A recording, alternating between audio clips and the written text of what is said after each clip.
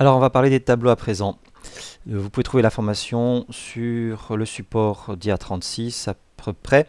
Et également, si vous allez sur W3 Schools en Java, vous avez un chapitre Java Arrays.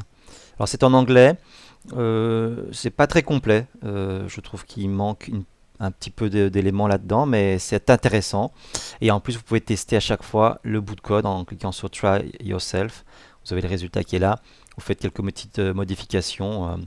Et par exemple, je fais ceci, hein, une modification là, je lance et ça mouline, ça mouline. Et on aura le résultat ici. C'est voilà, Volvo Machine, vous voyez.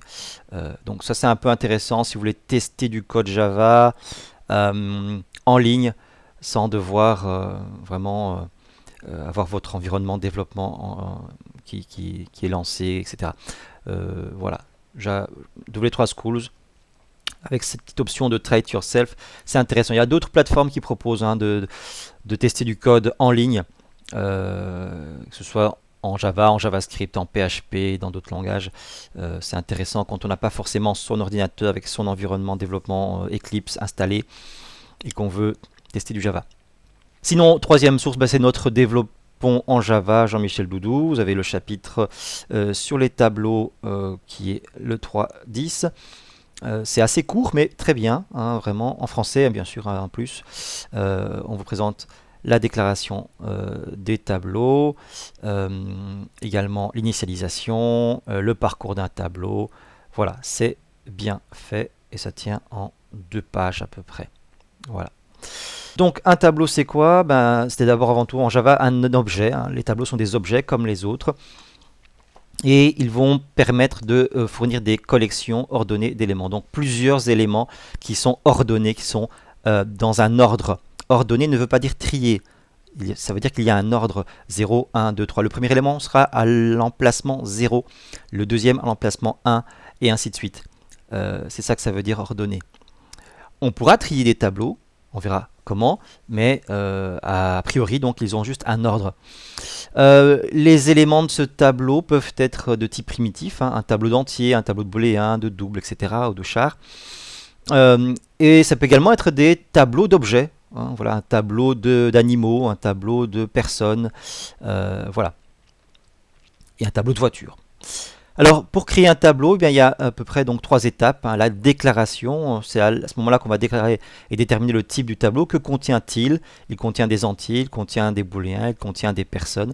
On ne peut pas mélanger. On ne peut pas avoir un tableau avec des éléments de différents types. Ça, c'est pas possible en Java. C'est possible dans le langage de, par exemple en PHP, en JavaScript, qui sont des langages faiblement typés. En Java, c'est fortement typé. On ne peut donc pas mélanger les éléments de type d'un tableau. Le dimensionnement, quelle taille on veut pour le tableau, quelle taille maximale. L'initialisation, on va mettre des éléments, initialiser les cases, les emplacements de ce tableau. Donc, ça donne ceci au niveau déclaration. Eh bien, je vais peut-être aller un peu plus grand. On a le nom du tableau et précédé du type suivi des crochets. Int, crochet, crochet, mon tableau. On peut également mettre les crochets après l'identifiant, mais ce n'est pas une bonne idée, c'est vraiment peu recommandé par Java. À ce moment-là, cette variable, cet objet est nul. Il a été déclaré, mais il ne fait référence à aucun emplacement pour stocker les éléments du tableau. Attention à ne pas mettre de chiffres dans les crochets parce que ce serait une erreur. On ne peut pas préciser à ce moment-là la taille du tableau. C'est plus tard qu'on peut le faire. C'est plus tard. C'est dans la deuxième phase, hein, le dimensionnement. Je déclare mon tableau d'entier et ensuite, dans un deuxième temps, je vais initialiser, reçois new int crochet 3. Là, je veux 3 entiers maximum pour ce tableau. Déclaration puis dimensionnement. Alors on pourrait faire le tout en une seule ligne, évidemment, comme pour n'importe quelle variable, déclarer et initialiser en même temps sur la même ligne. Ça, bien sûr, c'est possible. À partir de ce moment-là, on a une longueur, la propriété length, pour connaître cette capacité maximale. Ce 3, ici par exemple. Vous remarquez que l'opérateur new a servi à instancier, ce qui sert à instancier les objets en Java. Et bien ici, il sert également à dimensionner, hein, voilà, tableau de 3 éléments, on a l'opérateur new également. Si on devait représenter ça visuellement, ce serait ceci, hein. Donc le tableau fait référence à 3 emplacements prévus pour des entiers. Par défaut, il mettra la valeur 0 à ces 3 entiers qui ont été réservés. Alors ensuite, troisième étape, initialiser. Alors on va pour ça faire référence à l'emplacement. Mon tab crochet 0, premier emplacement, reçoit une valeur. Ici par exemple 1, on vient de mettre 1 dans la première case. Mon tab crochet 1 reçoit 2, on vient de mettre 2 dans le deuxième emplacement. Et ainsi de suite, mon tab 2 reçoit 3, on vient de mettre 3 dans le troisième emplacement. Il existe une autre méthode pour initialiser, on peut le faire que au moment de la déclaration. Ici, je déclare mon tab, un tableau de int, et à ce moment-là, je vais directement donner les éléments. Entre accolades, je vais énumérer les éléments qu'il contiendra. Donc ça, puisqu'il y a 3 éléments dans cette accolade, la taille maximale sera de 3. Je peux mettre bien sûr plusieurs éléments, mais je suis en train de dire que voilà, j'ai besoin d'un tableau de 3 éléments, et voici les éléments justement que je veux y mettre. Voilà, c'est une sorte de raccourci, une syntaxe simplifiée. Voilà, au niveau de la synthèse, déclaration, dimensionnement, initialisation de chaque case une par une, ou bien tout en un, déclaration et dimensionnement et remplissage, hein, et initialisation. Bon, ça marche quand on sait déjà à l'avance quels sont les éléments qu'on va mettre dans le tableau. C'est pas toujours le cas, hein. Évidemment, on a d'abord un tableau vide et puis on y met au fur et à mesure les éléments qu'on reçoit. Donc plus cette forme-ci. Alors pour parcourir un tableau, il y a 2 formes. La forme classique qu'on connaît, hein, la boucle for, i, initialisé à 0, tant que i plus petit que la longueur du tableau, i++, et on accède au ième emplacement du tableau. Ceci avec un petit bémol quand même, on verra lequel. Et puis il y a une nouvelle forme ici qui est la boucle for each, où on va pouvoir dire avec la syntaxe 2 points qu'on a là, pour l'élément courant du tableau, mon tableau ici, on va manipuler l'élément courant. Ça, on va peut-être le montrer en illustration. Alors prenons tout de suite un peu de pratique pour y voir plus clair. Donc imaginons que je prenne ici une classe, je vais l'appeler Zo. Je vais mettre une méthode main pour travailler directement dedans. Voilà. Et ici, mon tableau d'entier. Hop. Alors, des entiers. New int 5. Et puis voilà, je suis en train de faire référence à l'emplacement 0 pour y mettre une valeur. Voilà, par exemple comme ceci. Donc là, j'aurais pu faire plutôt en 3 étapes bien distinctes, comme ceci. Voilà, déclaration, dimensionnement et ensuite initialisation.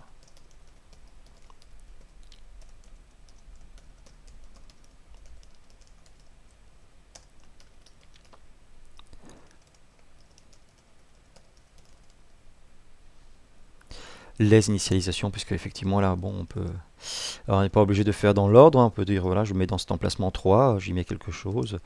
Ça a un impact forcément, hein, puisque si vous laissez des emplacements vides, à vous de savoir que la case 1 et 2 sont vides. C'est un peu compliqué de travailler comme ça de façon un peu aléatoire, il faut savoir ce qu'on fait. Donc généralement ce qu'on fait, c'est qu'on est plutôt séquentiel, hein. On va ajouter au fur et à mesure dans chaque emplacement les éléments que l'on veut.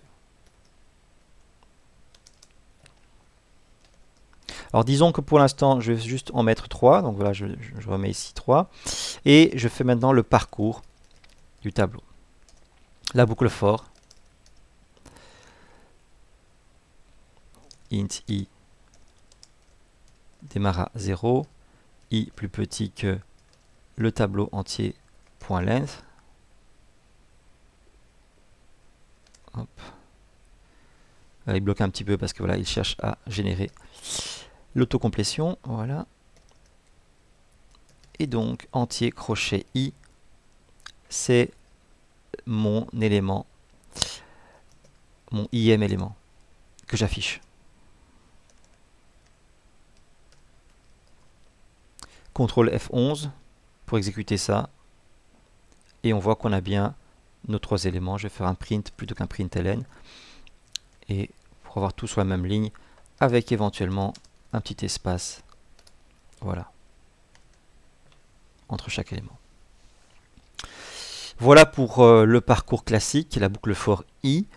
Et si je fais la même chose, mais cette fois-ci avec une boucle for each, eh bien, je dirais ici int value, deux points, mon tableau entier. Et j'affiche la value avec de nouveau un petit espace et le tout sur une seule ligne print. Ce qui me donne, voilà, vous voyez que j'ai le même résultat dans les deux boucles. Donc cette boucle est très intéressante du coup parce qu'on doit plus se préoccuper de mettre crochet i. On a directement l'élément courant, hein, on peut l'appeler donc current par exemple, de l'itération de la boucle. Bon, souvent ce qui se passe, c'est que si votre tableau c'est un tableau par exemple de plusieurs livres, books, alors à ce moment-là, ben, autant l'appeler book au singulier. Donc on aura cette notion de le tableau a un S au pluriel et l'élément courant, ben, c'est au singulier.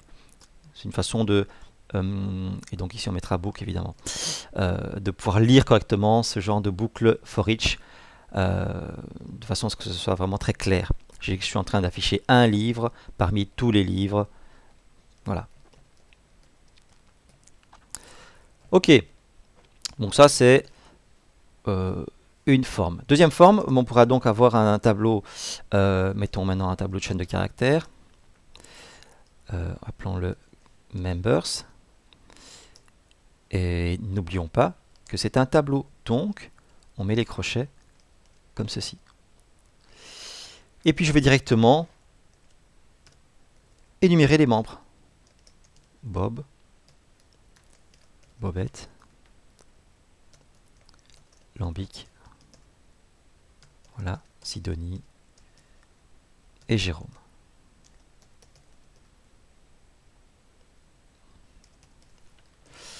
Voilà, très facile. Et puis après je peux afficher non pas tous les membres, je pourrais afficher un membre en particulier. Le membre à la position 2. CTRL F11. Oups, voilà, F11. Et j'ai bien Lambic hein, qui est ressorti 0, 1, 2. Ou bien afficher tous les membres. À ce moment-là, je fais ma boucle for. Allons-y maintenant, faisons une boucle for each. Plus la peine de passer par la boucle for i. On la connaît, pratiquons cette nouvelle boucle. Alors, cette fois-ci, ce sont mon tableau, c'est un tableau de chaîne de caractères, donc je suis en train de manipuler des chaînes. Je vais prendre une chaîne courante, le membre, member au singulier, parmi tous les membres, members au pluriel. Donc, ne vous dites pas que c'est magique, hein, c'est juste que, voilà, mon tableau s'appelle members, et bien, l'élément courant, au lieu de mettre ici current, qui ne veut absolument rien dire à part courant, mais je vais simplement mettre un identifiant qui est la version au singulier de ce tableau. Ce sera beaucoup plus parlant, member au singulier. Et donc du coup j'affiche un member. Un member, voilà. De nouveau mettons-le tous sur une même ligne. Et si vous voulez après la ligne, vous faites un petit retour à la ligne. \n. Voilà, CTRL F11, c'est parti. Bob, Bobette, Lambic, Sidonie et Jérôme, on les a tous. Ils sont quand même un peu collés. Donc de nouveau, on peut y ajouter petits espaces, virgule, ce que vous voulez, pour un petit peu les espacer. Voilà. Pour la manipulation de ce tableau. Bon, alors, la petite inconvénient, c'est que dans cette boucle for each, ben, ça va dans le sens de gauche à droite, du début à la fin. Avec la boucle for i, ben, ce qu'on pouvait faire avant, qui était vraiment sympa, hein, rappelez-vous, ben, on pouvait partir de la fin. int i reçoit members.length. Tant que i est plus petit que, voilà, hop, voilà, i est plus petit que, est plus grand, pardon, que égal à 0, i moins moins. Voilà. Et donc je reprends le même affichage, comme ceci. Voilà, avec un retour de ligne après ma boucle. Oups.